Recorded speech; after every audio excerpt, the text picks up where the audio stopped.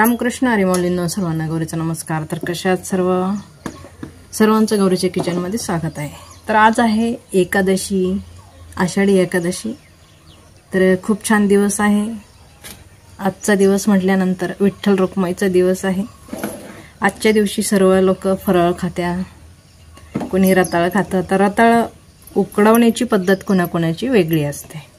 तर आज मी माझ्या पद्धतीने रताळे कसे उकडवतात, तुम्ही कसे उकडवता तेही मला कमेंटमध्ये कळवा। पण माझ्यावाले रताळ्याची रेसिपी बघून घ्या, आपण कसे रताळे उकडवतो।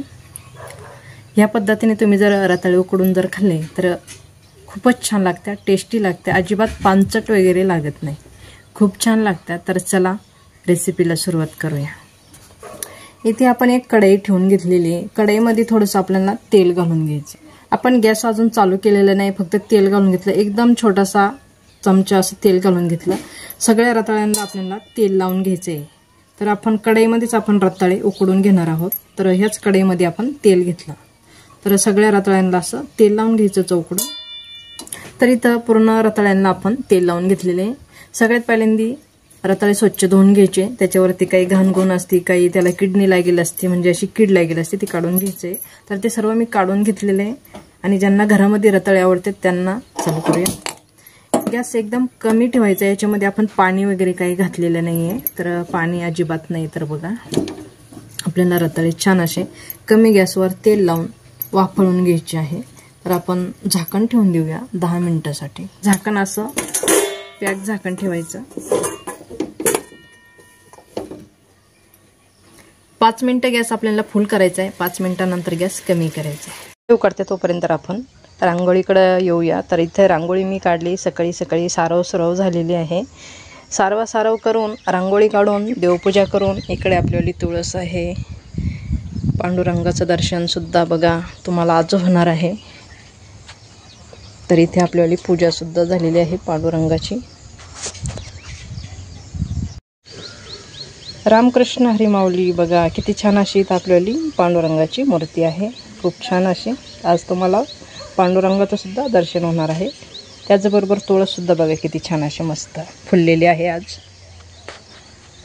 आज एकादशी असल्यामुळं तुळस बघा किती छान अशी मस्त फुललेली आहे, एकच नंबर अशी खूप छान अशी तुळस झालेली आहे।